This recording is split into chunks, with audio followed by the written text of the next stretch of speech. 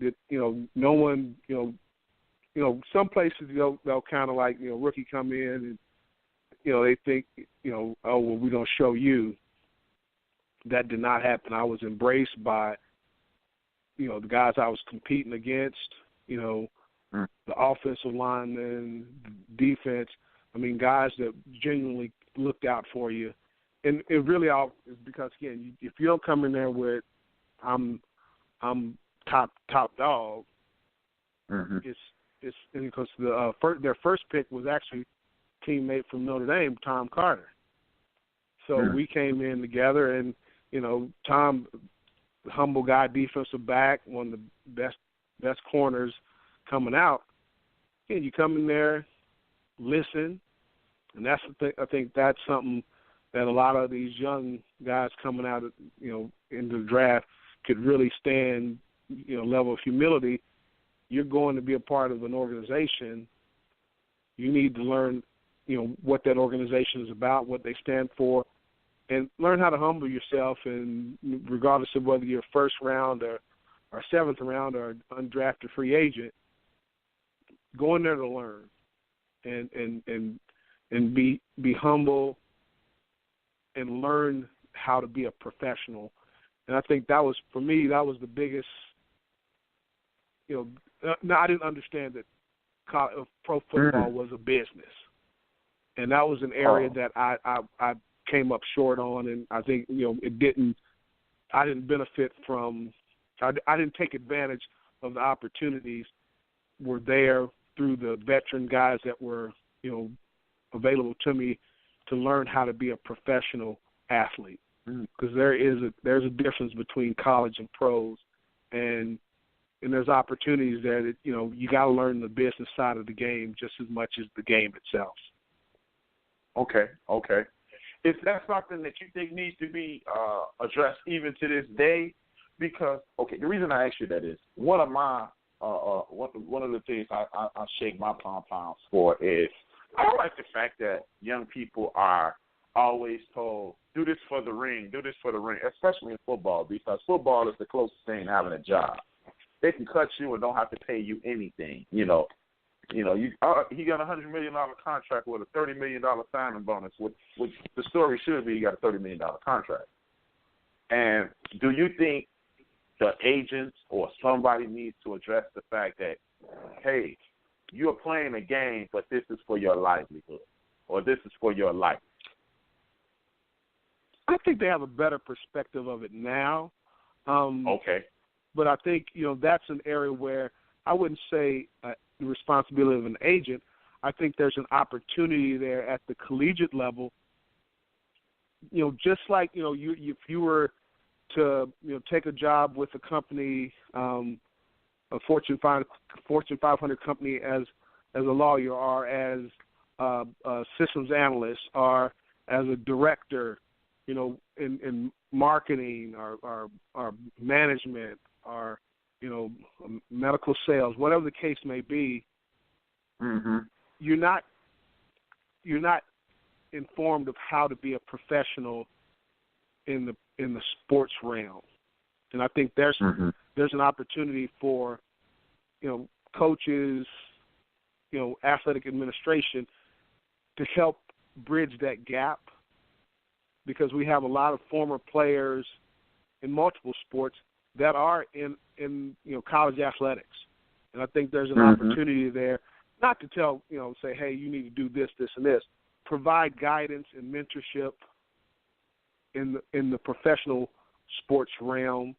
And I think there's opportunity there. Because, again, for me, that's what college is for, is to develop you and prepare you for the industry that you're going to work in.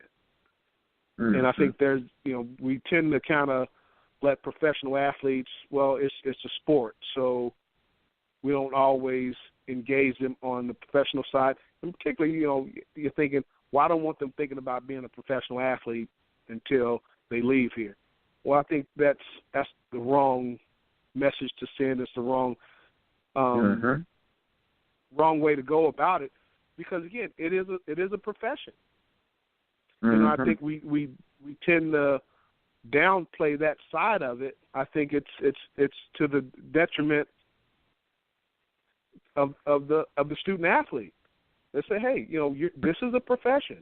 There are certain aspects that you need to understand as a professional athlete, and understand. Okay, each organization is different. You have 32 teams, and each team is an organization that you're working for, and you're a representative of that organization, not only as an athlete, our professional athlete, but as an individual, a person.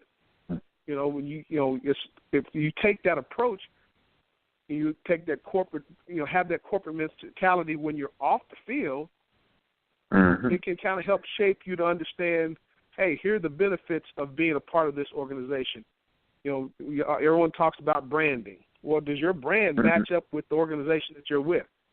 And if it doesn't, hey, maybe you should look at an organization not for the money, for the continuity of who you are and how you would fit within that organization.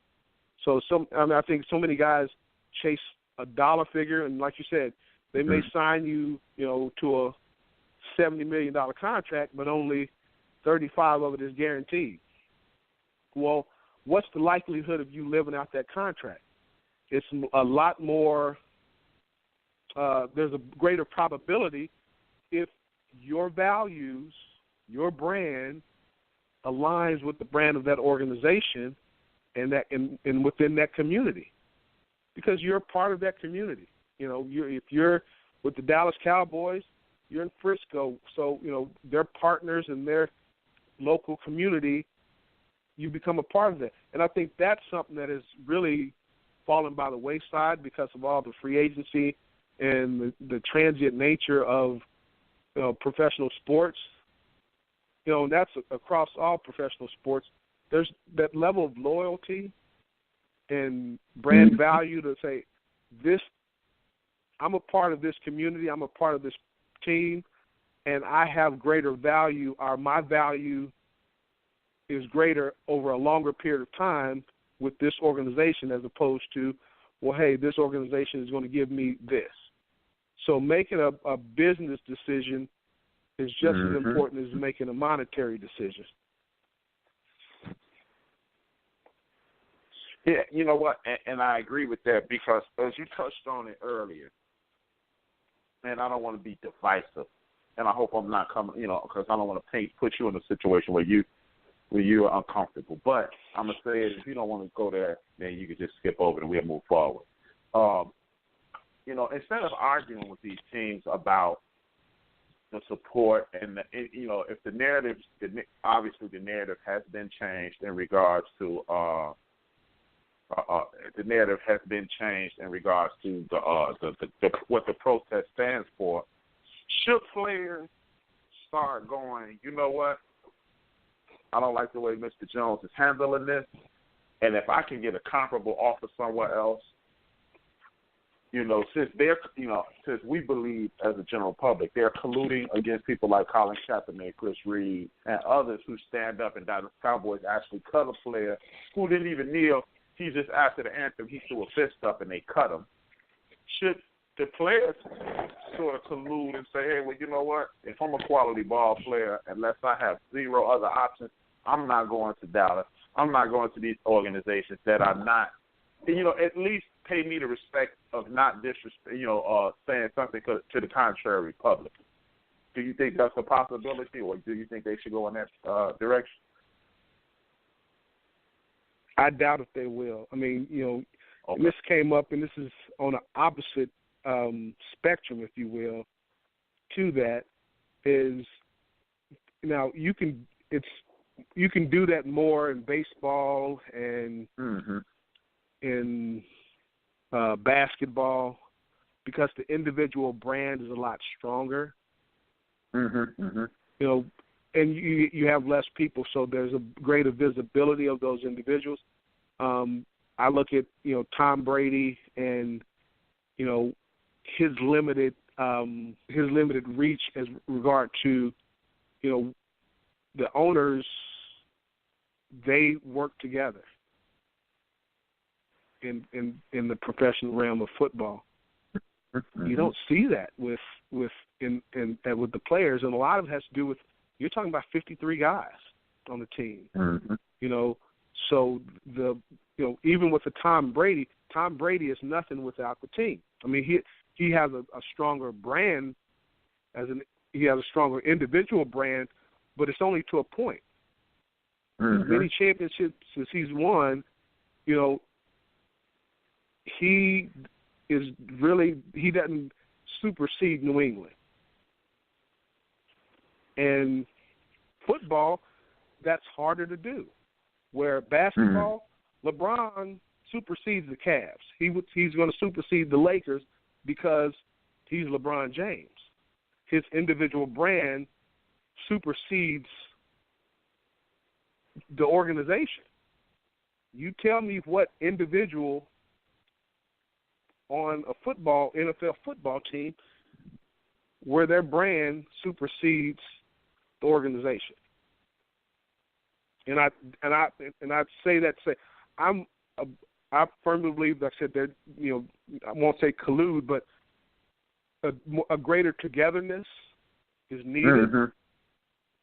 Having a more unified voice. But with all these different individuals, it's hard to do it because in NBA, LeBron and Steph Curry, just the two of them can set a standard, which they have. I just don't think the opportunity it's there, but it's not as prominent as it is for other professional sports. I would love to see a more cohesive unit between players, but even within teams, I mean, just within football, NFL, you have the quarterback. You have the defensive, everybody has a value. Quarterback is the most valuable person or entity or position on the field. Then you got left tackle. And now it used to be running back, now it's the receiver. On defense, it's a pass rusher and a defensive back.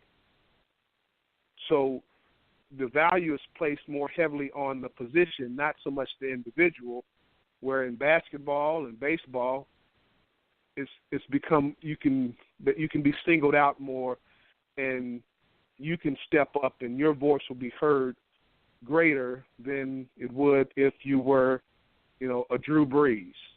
Because there's only Aaron Rodgers. There's only a handful of franchise quarterbacks, only a handful of franchise players in the league, and they don't stick together. Yeah, it'd be nice if they would, but they don't. Right. I just don't get that because, I mean, it seems like, well, actually, I'm not even going to ask that question because as I said it, I answered it in my own head. But I'm going to ask it to you. It seems like with the league being about 65-70% black, you would think those players more than any other group would understand that unity is needed. But then again, but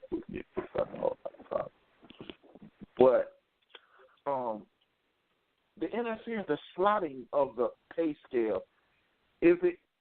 The deal is coming up in 2020. I know you're no longer part of the NFL, but do you think at some point they'll stop that? Because that in itself hinders you from maximizing your money. Right there, I'm not a running back, so I should only make this money. Because, as you said, in the NBA, LeBron James, Steph Curry makes more than LeBron James right now. It doesn't make a difference. It is your value to the team, and that's what Le'Veon Bell is fighting against presently. Is it any way, do you believe there's a way they can reverse that? The slotting of the pay scale? Like, okay, you're a tight end, you should make more than the receiver. You're a receiver, you should make more than the defensive end, and so forth and so on. Hello? Oh. You know what? We had technical difficulties. It said that we lost Reggie. Hopefully he'll be calling back shortly. Thank you again for tuning in. This is the End of the Bench podcast, broadcasting live every Wednesday from 7 p.m.